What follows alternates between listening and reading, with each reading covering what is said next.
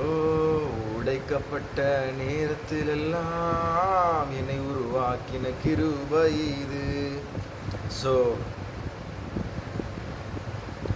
கர்த்தர் நல்லவர்.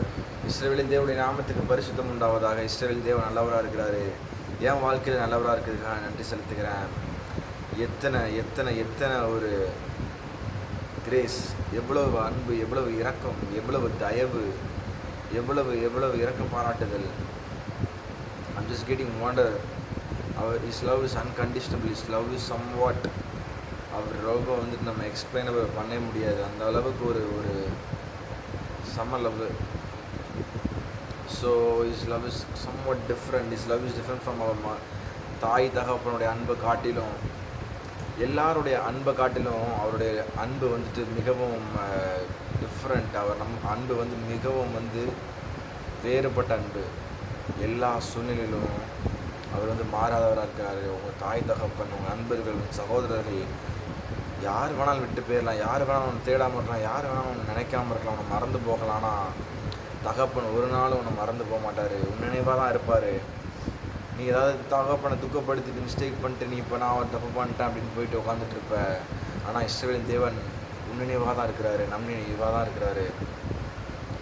ஸோ பிசாசானவன் என்ன பண்ணுவானா, நம்மளை குற்றப்படுத்தி நீ இது பண்ணிட்ட, நீ அது பண்ணிட்ட, அவ்வளோதான் முடிஞ்சு, நீ குற்றவாளின்னு ஒரு குற்றப்படுத்திட்டு நம்மளை இது பண்ணிடுவான். நம்மளும் ஆமாம் ஆமாம் ஆமான்னு சொல்லிட்டு போயிடுவோம். ஆனால் அப்படி கிடையாது தேவப்பிள்ளையே.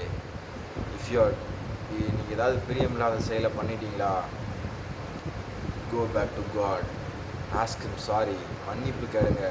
வேதத்தை எடுத்து இது வாசிங்க. இந்த வசனம் என்ன பண்ணுன்னா, ஸோ நம்மளை சுத்திகரிக்கும். இந்த வசனம் நம்மளை பரிசுத்தப்படுத்தும். இந்த வசனம் நம்ம பாவத்தெல்லாம் மன்னிக்கிறதுக்கு ஒரு இது பண்ணும். நம்ம அழுக்கெல்லாம் இது இட் வில் க்ளீனஸ்.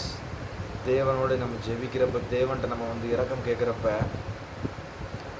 என்ன நடக்கும்னா, ஹீ வில் ஃபர்கிவ். அவர் நம்மளை மன்னிக்க தான் தயவுபடுத்துவார் இருக்கார். மன்னிப்பதில் அவர் அழகானவர் அவர்.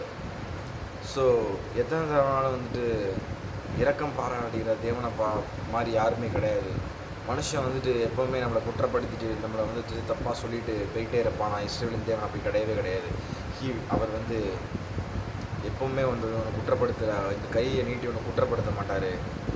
இப்படி நீட்டி மன்னிச்சிட்ட வா, அப்படி பக்கத்தில் வா, கிட்டவான்னு தான் சொல்கிற தேவனாக இருக்கிறாரு. So I'm just thanking my God from my whole heart. Our God is awesome God. So be with God. கர்த்தரை எக்காலத்திலும் ஸ்தோத்திரிங்க. அவர் கூடவே இருங்க. அவர் விட்டுட்டு எங்கேயும் போகாதீங்க. அவர் இல்லாமல் நமக்கு ஒன்றுமே கிடையாது. வாழ்க்கையில் ஒன்றுமே கிடையாது. Without God that is nothing in our life. வாழ்க்கையில் இஸ்ரவேலின் தேவன் இல்லைனா ஒன்றுமே பண்ண முடியாது. ஸோ காடோட இருங்க. 5:30 மணி ஆகுது. பார்க்கலாம். Take care.